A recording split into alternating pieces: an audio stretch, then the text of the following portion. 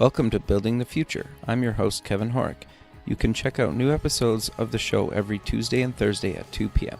If you missed an episode or want to get more information about the show, please visit buildingthefutureshow.com. I'm also going to be at the Business Rocks Tech, Music, and Investment Summit recording shows live in Manchester, England, April 21st and 22nd, where Steve Wozniak is headlining. More information about the summit is on the show website at buildingthefutureshow.com. Welcome back to the show. Today we have Angela and Saqi from Raining It. Ladies, welcome to the show. Thank you. Thank you. Yeah, I'm excited to have you guys on the show. I know, like, you guys are doing something very kind of inspiring, and when we kind of had our pre-interview call, it kind of resonated with me, and I think what you guys are doing is really important. But maybe before we kind of get into what you guys are doing, do you guys want to each kind of give a bit of a background and maybe just kind of where you grew up? Sure. I can go first. This is Angela, and I'm from New Jersey. I've grown up in New Jersey my whole life, and Okay. I'm a school counselor. I've been a school counselor since 2001.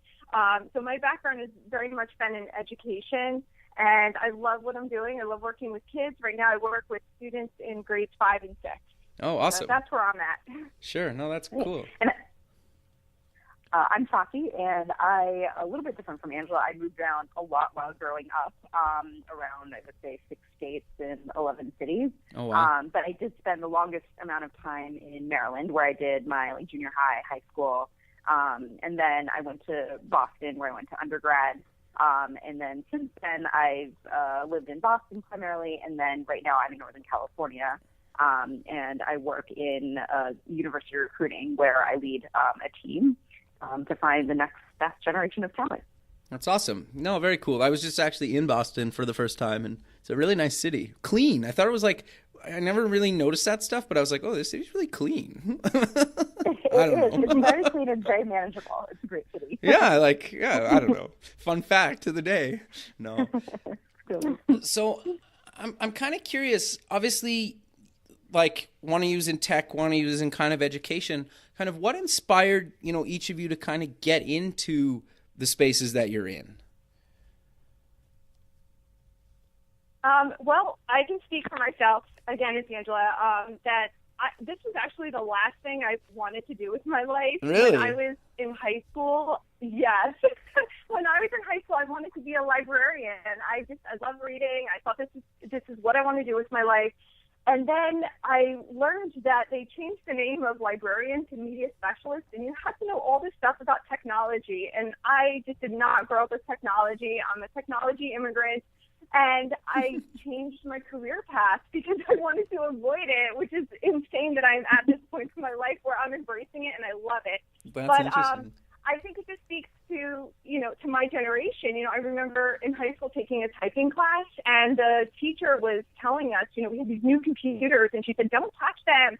And she was telling us that when we work in a business, we're going to have typewriters, not computers. So when we practice typing, I used to have to lift my right hand and pretend to move the typewriter to the left to start a new line. So I definitely did not grow up embracing technology. Wow, that's fascinating, actually. It's funny to look back on stories like that when they're like, computers will go nowhere. Like, it was kind of like the internet was the same thing. Oh, that's just a fad.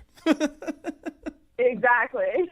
And I believed it at the time. I didn't know. Sure, I guess. Like, if your teacher's telling you, what are you going to do, right? Exactly. So I ended up going to undergrad for education, and then wanted to continue on into the counseling field when I went to graduate school, which is where Saqi and I met. But I'll let her pick up on her background up until we met. Cool. So, as I mentioned, I went to Boston University undergrad. I'm Indian American, and so all good Indian Americans either become engineers or they go to med school. So I was kind of in the latter school of thought, and so I started off being a pre-med major. Quickly realized within, I would say, 3 months that clearly wasn't for me. I was not excelling at it, but always kind of gravitated towards psychology. I had taken classes in high school and really loved it. So I dedicated myself fully to that major with the intention of getting a PhD, going all the way in clinical psychology. So kind of like Angela, I never really thought I would ever stumble upon tech, because I really was going more like the research, that kind of route. And that's when Angela and our lives really intersected at Penn. And we do want to give a little bit of a shout out to Dr. Jeannie Stanley, because she was the director of the program at the time and really put a big emphasis on things like giving back to the community, utilizing education for bigger purposes, and, how can you really take it and implement it on a bigger level. And I think that's really where kind of our paths intersected, and really where we've taken our lives from there. So when I kind of realized that I didn't want to go the PhD route, I had done an internship in career services. And I really liked that it was still like a one-on-one interaction with students. And I got to really, have that time with them and kind of delve a little bit deeper into what they're looking for and how it can really help them. So I ultimately went back to Boston. I started off doing research at Harvard, but it was, again, purely research that I wasn't really as interested in. So I ended up getting a job at MIT. And that's really when my first foray into tech started. And I loved meeting with engineering students. I just thought they were brilliant, and they definitely are. And I remember having that imposter syndrome, being like, what do I have to offer them? I'm fresh out of grad school. Like, what am I going to tell them? But ultimately, it was more about weaving their stories and putting that to paper and translating that into a potential job or, interview experience. And then from there, I've just kind of had an interest in working on the flip side of it also in terms of recruiting, because I would see like career fairs where you have, hundreds of employers coming in, and it was just really exciting to me, really fast paced, and I really wanted to see the other side of working with students. So that's ultimately how I kind of stumbled upon the tech, and it's really been the best thing that could ever happen. Sure. So how long have you kind of been in the tech space then now? I would say officially since 2007. I had worked at VMware, so I started doing campus recruiting there. And then after that, I went to the Walt Disney Company. I moved to LA for about a year, and that was a really fascinating experience to see a company from like a brand entertainment standpoint. But ultimately, I kind of realized that I really just enjoy tech, and the majority of the most exciting opportunities were really up in the Bay Area. So, sure. So that's how I ended up here. Okay, interesting. And then, Angela, did you just you basically been in education since, or did you kind of have other jobs after school? Well, the degree that Saqi and I both received from UPenn is a degree in psychological services. So it's a pretty versatile program. And there were some people who went into HR or higher ed, and it depended on what your interests are. So we love the fact that it was a really versatile program.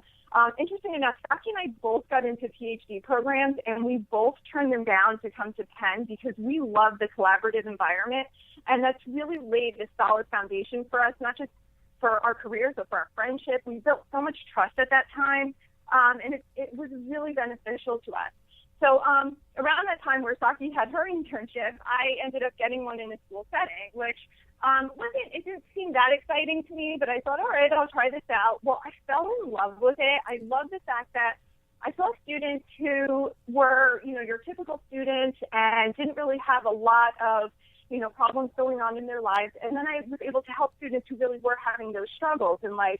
And it was a perfect balance for me. I wasn't going to lose sight of, all the wonderful things that happened during childhood and during those formative years in our life. So I really loved school counseling. I stayed on for another year to get a certificate. And I stayed in Philadelphia, but I ended up moving back to New Jersey and working as a school counselor in New Jersey from around 2002 up until now. Okay, awesome. So maybe let's kind of get into what is kind of reigning it. Sure. Our idea behind it was a marriage of different life experiences with Saqi and me. Essentially around the same time period in our lives, we were both embracing this new technology that was around us. And I could speak to what I was going through in education, and, Saqi can speak to what she was going through, more in the corporate world. But for myself, in around 2011, we had a new superintendent come into our school district, and I'm sort of in central Jersey around the Princeton area. And we had a new superintendent come in, Jordan Schiff, and he had this reputation for coming in with technology. He was going to get all the kids laptops, and and it was really intimidating because I knew how to use the computers, I would email, but I wasn't really that tech savvy, and I was just nervous about it, as were a lot of other educators. But once I said to myself, this is going to be here to stay, whether I like it or not, and I really embraced it, and I haven't looked back since. It's really been fantastic to see how the technology doesn't replace the teaching, that it really enhances teaching, and it gives our children an opportunity to experience a world that is beyond the four walls of their classroom. I never thought I would have that type of surreal, amazing experience. So around that time, Saqi was talking to me about what was going on with technology in terms of the corporate world, and I was really impressed with what she was sharing with me. So she can fill you in on what she was seeing. Okay. Yeah, so kind of around the same time, the country was going through an economic crisis. Sure. We were both kind of going through job changes and really had to kind of evaluate what it is that we were looking for and what we wanted to do next, where we lived. So that ultimately drove me to moving to the Bay Area. But as Angela said, she and I really started to kind of collaborate. Up until this point, I think, we had been friends and, of course, had the shared experience in grad school. But it was more about what was that next level. And so as she was telling me about the schools and, implementing technology there, and I, on the flip side, was like in the heart of technology, kind of, working on what we consider the cutting edge here. So she came out to visit, and it was just a great time because we got to tour different companies, even companies I had not seen. Like, we got to go to Twitter and see the offices there, and really just seeing what we take for granted in here sometimes is really kind of unique, right, to the rest of the world. So we started talking about other projects or articles or ways that we could collaborate together. And we started supporting each other in events. So even work events, if I was hosting some kind of a information session or tech talk, or even attending a hackathon, Angela would attend with me, and I know she's spoken at certain conferences and done presentations I've attended for her. So that's really kind of where this emanated from. But ultimately, what we wanted to do was have a place that we can showcase women's stories. So, Angela, do you want to take it from there? Sure. I think what was amazing about that time in our lives was that for the first time, our worlds were very different in terms of our careers. But for the first time, we were really swapping ideas. I love seeing Saqi, when she talked about the tech world, she was able to, through some connections, help me get into Google and take a little visit there.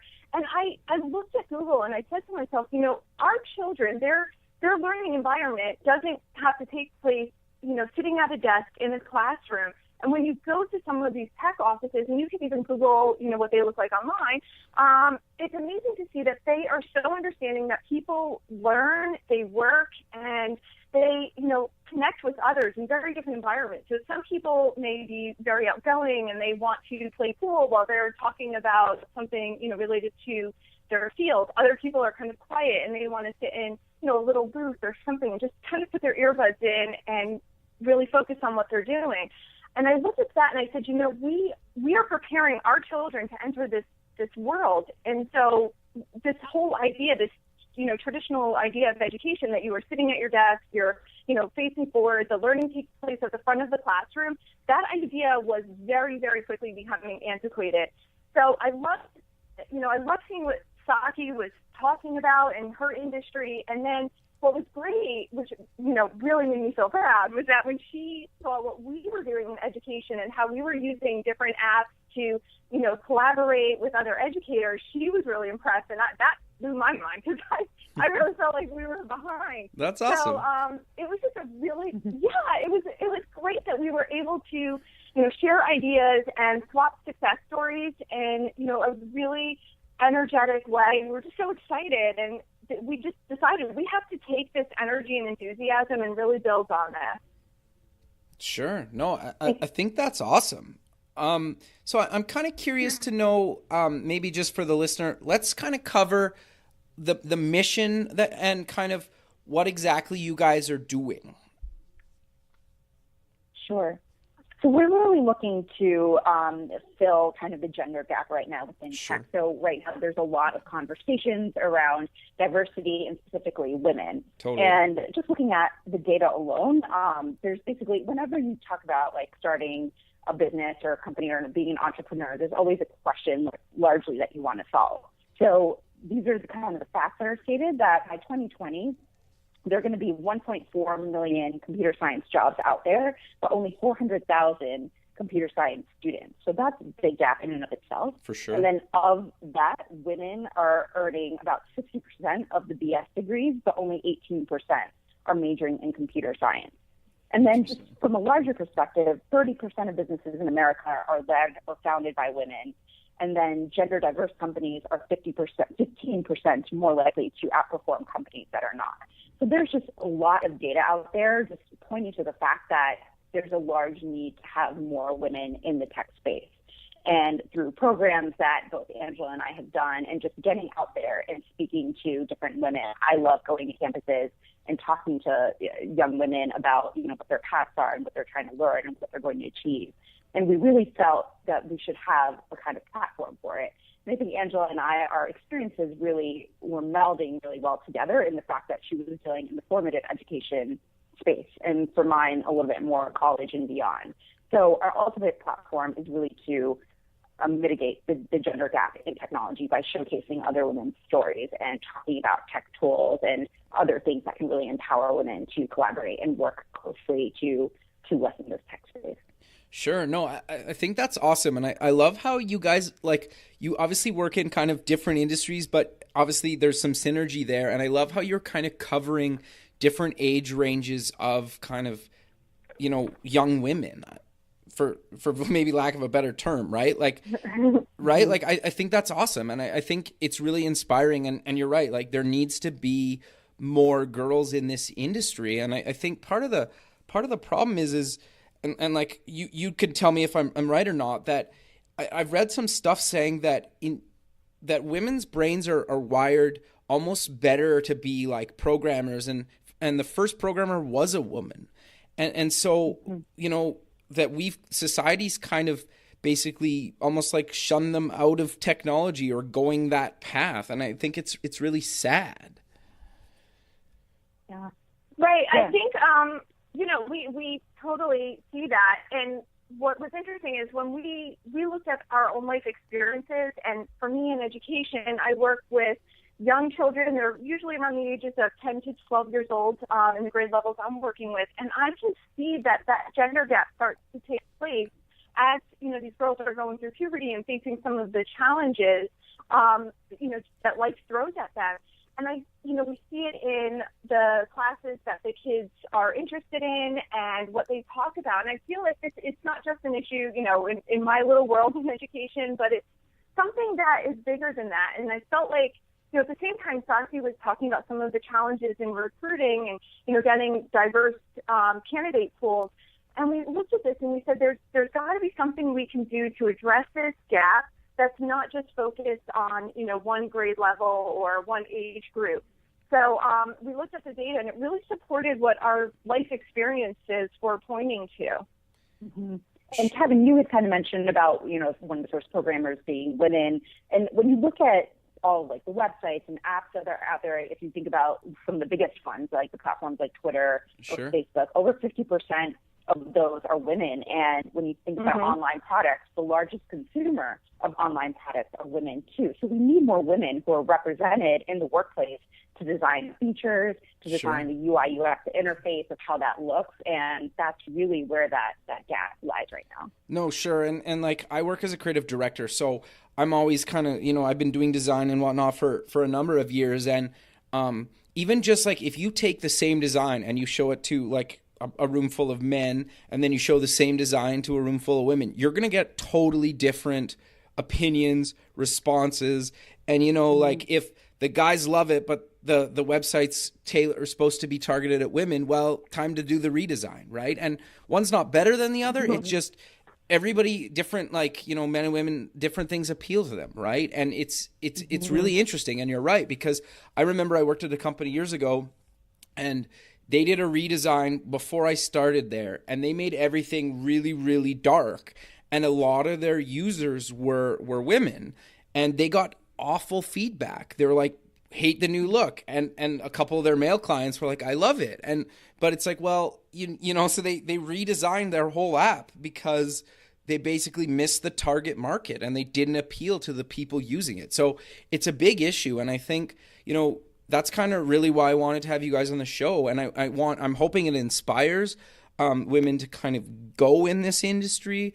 And I also hope that, you know, it also makes kind of the males in the industry think about this stuff, because at the end of the day, a designer's job, especially for web and mobile, isn't to design for what they like or what their friends like or to be this art piece. It's you need to design for your target market, and you really need to understand that, right? And if you're a woman designer, it's probably easier designing for women than if I'm a guy trying to design for women, right? Because I have to have a lot more focus groups and research and kind of get more feedback. And, you know, sometimes time and budget doesn't allow for that kind of thing, right? So I think there's a huge gap just even in the design community, especially in the web design community. At least where, in my experience, more women kind of go into the print side of things, and they never end up kind of on the website, and for a number of different reasons. I'm kind of curious if you've kind of shared that same kind of experience. Yeah, I totally agree with you. I think you hit the nail on the head there. And even on a basic level, I think it's about demystifying what it is that interesting computer science is, right? And the applications that it has in the real world. I think there's, you know, you think about like video games or whatever, you know, Nintendo, things that we grew up with in like the 80s and 90s. And it just seemed a lot more violent, and it seemed like, oh, it's something that tends to be a little bit more male-centric. But now you think about any kind of industry, whether it's healthcare, food, fashion, money, really anything, social media, you know, communication, there's tech underlyingly under all of that. And in fact, that's the framework that really holds it all up. So I think just that awareness of you're not necessarily going to be stuck in a gray cubicle in the basement of some big corporation. You know, when we toured a lot of these tech companies, when Angela came to the Bay Area, we saw so many open spaces, stand-up tables for collaboration, food, snacks, just everything that you can imagine, every privilege, every, you know, just perk and benefit in order to ensure that happens. And there's just such a big spotlight on it. So I think helping hopefully to educate about what that looks like will really help. Sure. So along with Saqi. No, go ahead. Sorry. I just wanted to add that along with what Saqi's saying about demystifying what it means to be a woman in tech, what we love about highlighting these different women in the industry is that for some young girls, and even as they're, you know, going through high school and entering college, it's very difficult for them to envision themselves in this tech world because they may have a certain perception in their mind.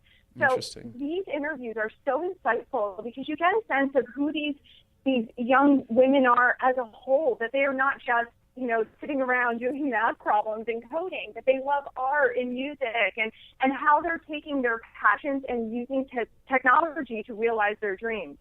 So we want them to see that there's a world just beyond what they're seeing on TV in terms of technology. We oftentimes, you know, Saqi and I will say to each other, it's hard to be what you can't see. It's not impossible, you know, somebody's paving the way, but it's very difficult when you're, you know, selecting a college or choosing a major to select a field if you really cannot visualize yourself there, or you haven't visualized somebody like you there.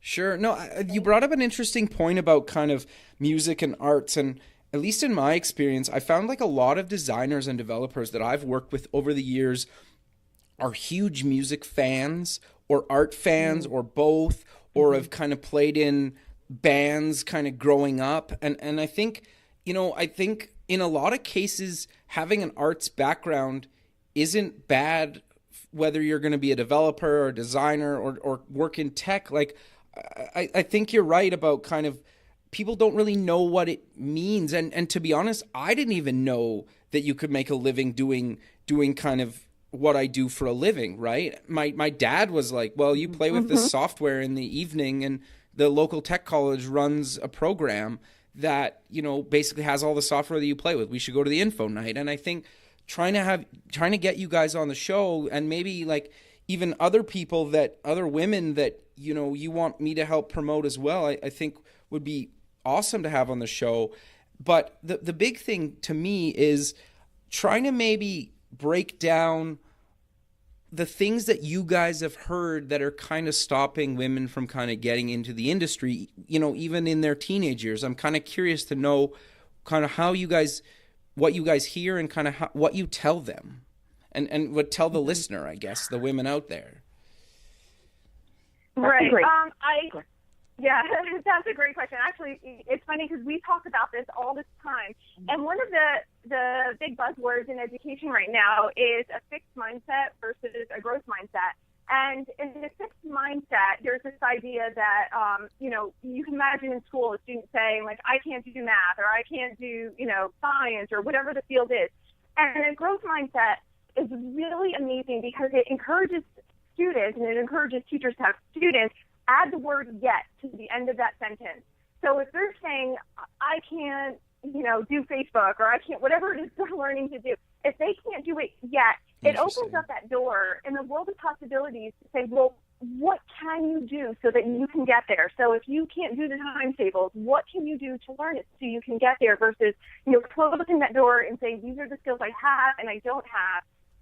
And that's amazing. What's interesting for me is I have to work on that in myself. You know, there's times where I'm thinking, oh, that's not me. This is not who I am. And I've struggled with that. I think we all, you know, kind of figure things out about ourselves as we get older. Sure. But I find that I'll talk to, you know, different women, whether they're, you know, involved in technology or just using technology.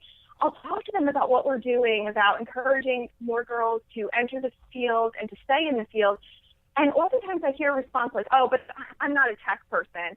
And, you know, there's, even with a joke, there's this idea of what it means to be a tech person. And I'll say, well, wait a second. You're on all these social media accounts. You have, you know, access to all these apps on your phone. You're doing all these amazing things with your kids, and you have, like, behavior modification plans on your phone. And, like, you're doing amazing things. How are you defining what it means to be a tech person?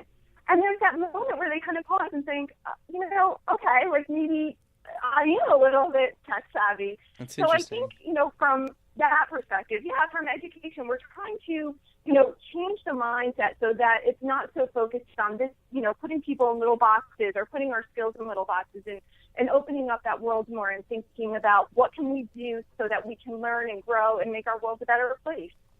Yeah. Interesting. And it's interesting when you ask about this, like, I think, frankly, Angela and I are a little bit guilty of this too. Like, when we talk about being an entrepreneur or having your own startup, you know, like, having worked at a startup now for, you know, the first 3 years, I would hear this constantly. I would literally recruit interns and new grads to the company, and we would say, like, come here, learn the ropes, and then if you want to go and build your own company, like, run forth, be free, go ahead and do that. Never once did I think I myself could be an entrepreneur in any way. Why? Because I was a second major and an education major. You know, I didn't have no background in CS. However, when Angela and I realized that we're trying to solve a problem that does apply to certain tech people in tech, young women particularly, that this in our own right, in our own way, is us being entrepreneurs. So it's just interesting how I think that lesson applies to the both of us ourselves as we're trying to launch this at this point. But then from an education standpoint, you mentioned about the arts and having that kind of background, and it was just interesting. It made me think about how I've seen, you know, probably thousands of resumes at this point over the years, Sure. And there is a lot of correlation between those who have either played an instrument or been in band, or been in arts in some form or theater, and math too. So I think there's something about seeing things in like 3D, or you think about notes or composing music and how you think about coding. So I do think there's definitely something to that as well. Sure. And I think the other thing to mention too is, and I'm not trying to downplay it, but like anybody can learn to program or be a designer. Mm-hmm. Like it's not this, some people are more talented at it, and sometimes it comes more naturally to them.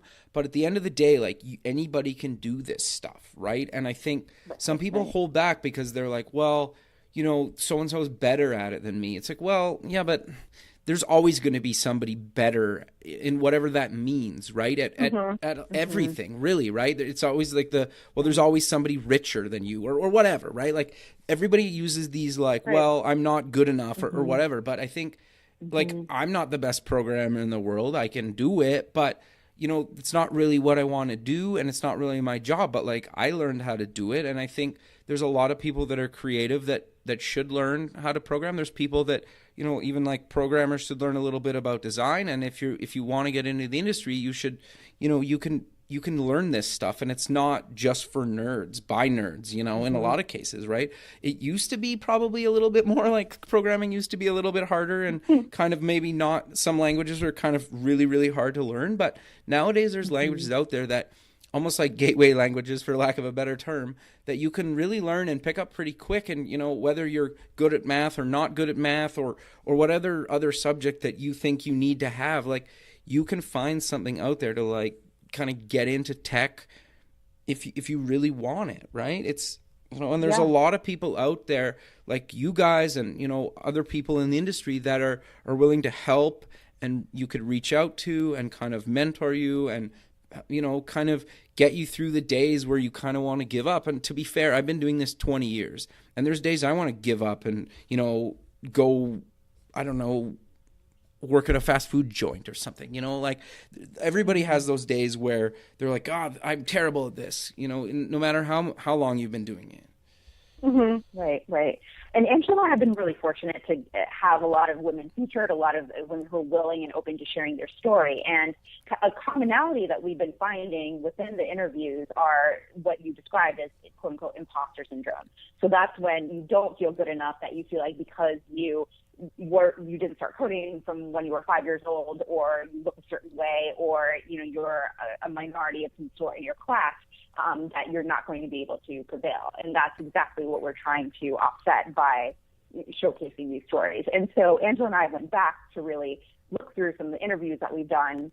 And just as interacting, one of our biggest ones, I would say, her name is Kelsey Rubis, and she is a CS student at Iowa State. But her parents had basically very low expectations for her because she wasn't doing that well in high school. They basically wanted her to not get kicked out of college and end up in their basement. But she decided to give CS a major instead of business, which is what both of her parents majored in at Iowa State. And then she walked into class one day, and a male classmate that she happened to know from high school kind of turned around and looked at her like, why are you here? And it kind of got her a little bit flustered. And then she kind of replied, oh, well, I think I might switch to marketing after all. And he said, well, yeah, that might be a better choice because it's a quote unquote easier major. So that's really what fired her up. And she's like, you know what, I'm going to stick to this because CS is something I think I can actually do. So it's almost like a Legally Blonde tech story. And she really persevered at it. It wasn't easy. And since that moment, she's been the only female member on certain tech competitions. She's gotten an internship at Google. She's founded one of the largest hackathons in the Bay Area. And now she's interested in like front-end product, user interface, user design, and software engineering opportunities. So I think that's just one of the best success stories. I was literally crying when I read her. Sure. No, that's awesome. I think that's super important to stress too. And you kind of touched on at the end there, like basically part of the problem right now is people don't understand how big the tech industry really is. Like there's so many different things that you can get into. And it's kind of like any other industry where you don't just have to be like a designer or developer, or like you can do like, there's even small segments inside of those things. There's like user experience. There's, just like, I get most people don't want to be like a tester, but there's so many different things inside the whole tech space, and to make products and software and, the web, you can just specialize in doing kind of web work. You can specialize doing in mobile stuff. You can specialize in doing just games, or, just building kind of apps in one kind of segment. Maybe you want to start a company just building, I don't know, like little shopping apps or something, right? Like you can kind of tie your love of something that's maybe tailored to kind of females, but you you build technology to kind of meet a need that is only targeted at females. And I don't really have like the best example off the top of my head, but you know what I mean, right? Like like Pinterest is kind of mostly females mostly use Pinterest. I use it sometimes actually for design inspiration. I think it's fascinating for that, but a lot of their users are female, and there's nothing wrong with that. It's just you can build these apps for, you know, things that you enjoy, that are passionate, that you don't really necessarily think of in the tech space. And actually I'm interviewing a girl in a few weeks that she's a fashion designer, and she used to work at Microsoft as a developer, and you know, she basically quit her job at Microsoft and built this like app based around fashion, right? So, you know, she's taking two things that aren't really necessarily related and making them related, and then releasing an app. And I think it's pretty cool. Yeah, that's great. Angela, I think you really should have her as a woman in her range. I know. Sure. Yeah, she sounds great. Yeah, I could put you guys in touch. Terms of, like, you know, oh, that'd be great. I was just thinking about what you were just saying, Kevin, you know, in terms of opening up that world of technology to young women. I know with the girls that I work with, they are using technology in a very different way, and they're obsessed with things like Minecraft, where they're creating their own world. It's more of a creative rather than, you know, depending on which mode you're playing, and not necessarily combative. Sure. But it's this creative outlet for them. Or there's another game that they love that's called Manyland, where they're creating their own world. And it's a different platform for them to use technology.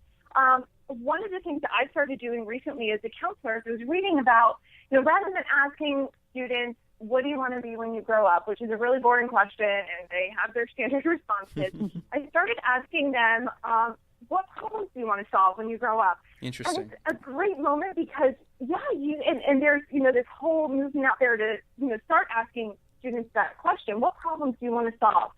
And what's great about that is you see them hesitate because they're not expecting that. And as an example, I was speaking with a young girl, she was maybe 10 years old, and I asked her, you know, what problems do you want to solve when you grow up? Like, what problems do you have now that you would love to be involved in creating a solution for? And she looked at me, she thought, and she said, you know, my dog keeps running away. And it's really hard to, you know, he just gets off the leash, he takes off, and, you know, it's kind of a problem. And she said, I would love to develop an app where there's a device that's on the dog's collar so that we can see where the dog is at all times.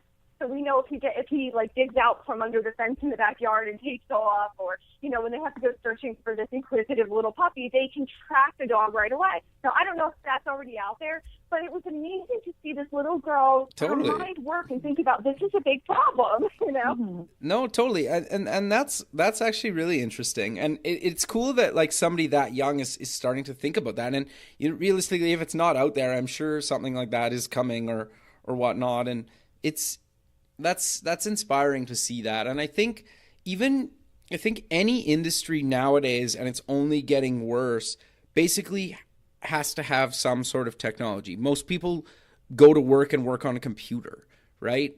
And there's a lot of people that, like, obviously even in the dog example, like, it's technology's how you find the dog, right? And it's I think getting people to think of it like that, not trying to say like, I need to build like a tech company. I need to solve a real problem with technology. Right. And for our students, you know, it's amazing, you know, as a counselor, to think that many of the jobs that they will have when they're older don't even exist today. One of the girls we interviewed is involved with social media for a university. And I thought to myself, you know, she manages like their Twitter account and their Instagram and, you know, all this stuff. And I thought to myself, this is a job that didn't exist, you know, 5 years ago. It's amazing. So for all of our girls who are on social media, who love posting pictures, and you know, they can oftentimes be very visual. You know, the students, they love taking little photos of things and posting them online. That's something that you could actually make a career out of. That's pretty fantastic. Totally. Yeah, no, I think it's awesome. So how do you kind of, like, you kind of cover this roughly, but I kind of want to know, just for the listener, how do you pick the women that you highlight, and can people submit women to you guys? And if they can, how do they do that? Yeah, absolutely. So we do kind of a combination of things. we try to keep on top of just trends in technology and look at articles that are out there. For example, I read about a program called Girls Who Code that I've been personally involved with. And there was a young woman at Brandeis who was one of the first TAs for it, and so I thought that would be a great success story. So we reached out to her, and then she, submitted her story to us. Those who are like activists, especially those who are vocal on Twitter, those who are contributing meaningful work to the community, reaching out through some of our contacts in LinkedIn. Those we've met before, like I've met Kelsey, who I referenced just previously. I met her at a conference, and just through hearing her story, made me want to highlight her too. So it's not so much, honestly, of personal friends and colleagues as much as we really tried to kind of branch out and meet women from all different kind of facets of life and all different ages and backgrounds. So yeah, it's been really great to see kind of the momentum building and women wanting to show how they're rating their lives, basically. But yes, people can definitely submit their own stories to us. They can reach out to us through Twitter. We're at Rating It, or on Medium. We recently have started off the site there, or they can email us too, ratingit@gmail.com. Okay, and I'll post those links in the show notes so people can see them on the website as well. Just if you're listening in your car or something right now, you can go to the website, buildingthefutureshow.com. Yeah, so I'm kind of curious to know what other kind of success stories have you guys kind of covered and seen, and just, kind of maybe cover some success stories that you guys have kind of seen and kind of been inspired by yourselves. There's so many. It's I was just telling Saqi, it's so emotional to go back and read all these stories and see this common thread of women who had some sort of challenge entering this field and how they overcame it, who their supporters were. But they're coming from all walks of life, and there's some stories that, they're jaw-dropping. There's a story about a woman who was in Afghanistan, and she was studying and, trying to learn while bombs were going off, and she was really focused on just, learning how to read, and her dad was helping her. But I can't imagine trying to get an education while you're in this, war zone, and to see how women have come from those challenging backgrounds to get an education and to then give back to others is really, really inspiring. We have a lot of women from different parts of the world where they're going back to encourage other women to enter the tech field. They're starting their own organizations. There's a woman who started an organization called chessnet.org, which really is focusing on encouraging more women in rural countries to enter the tech industry and opening up, avenues to them. I mean, what's great about technology is, once you have access to the internet and, you have some device to do that, like your world is just transformed. And, I see it even with my students and with myself. When I want to learn something, I go into YouTube and I look up a video and I follow along. And just giving students who are struggling, whether it's in our country or in other countries, access to this type of education, it changes their lives. Sure. No, that's awesome. I think that's one of the things that I love about doing the show is I basically get to talk to people all around the world about what they're doing, right? And without the internet, that wouldn't even be possible, right? And it's interesting, and right. You're right. It's cool. And it's inspiring, and I think in a lot of cases we don't realize how lucky we are to be in North America, and because you're right. I've never been around when some place is getting bombed, and I'm assuming neither one of you have either. But it's crazy that that's some people's reality, right? And we forget how fortunate we are, and it's awesome that she's looking to kind of give back still and kind of share her story. I think that's inspiring, and I think that's very cool. And I love that you guys are promoting, women and getting them into the space. I'm curious, maybe we should kind of close the show with promoting again where people can find you guys online and kind of submit their stories and go check out the women that you guys have already covered. Right. I think one of the best ways to reach out to us is through Twitter. We have been so impressed by the support and the contacts that we have made through Twitter. I think that's actually how we met you, Kevin. So Yeah, we met on Twitter, yep. We really love it. Yes. And it's amazing how much support is out there. I think there's so much negative press about social media and like people can be mean to each other. We are finding that people are just, they really believe in the same dreams that we have. And what's great, I think, is we're doing something similar, Kevin. Like where you're promoting other people's stories, you're not, it's not self-promotion. It's basically giving people a platform to tell their stories and to inspire others. And we love doing that. If people want to reach out to us, we'd love to hear from them. Definitely, Twitter is one of the easiest, the best ways for people to reach us, and we definitely recommend they check out the blog on Medium. Sure. No, that's awesome. And I'll post those links in the show notes. But do you want to just maybe spell out your Twitter handle for people? Sure. It's at Reining It. It's at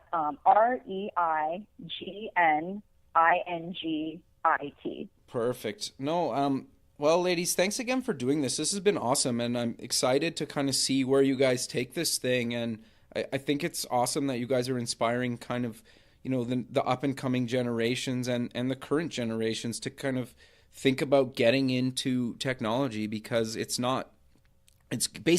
everybody uses it every day, whether you like it or not. And there's a lot of ways to apply it that isn't necessarily the traditional kind of nerdy technology way. That there's ways to do it that you can accommodate whatever you're into in your life. Absolutely, and I think that's what we found. We've grown so much through this process, and I think Angela and I have learned so much about other tech tools or challenges that people have faced, or just fun songs. Like we were saying, we should have our own Spotify playlist of all the songs that inspire all of our women who reign. Yeah. It's really been just an amazing life growth opportunity for us. I think more than we ever expected. So we're so grateful. Sure, that's awesome. Well, thanks again for doing this. I'll look forward to kind of keeping in touch with you guys and kind of following your progress over the year. And thanks again for doing this. Thank you so much, Kevin. Thanks so much, Kevin. All right, you guys have a good night. We'll talk soon. Okay. Take care. Bye. Bye. Thanks for listening to the show. The music for the show is done by Electric Mantra. You can check them out at electricmantra.com. Until next time, keep building the future.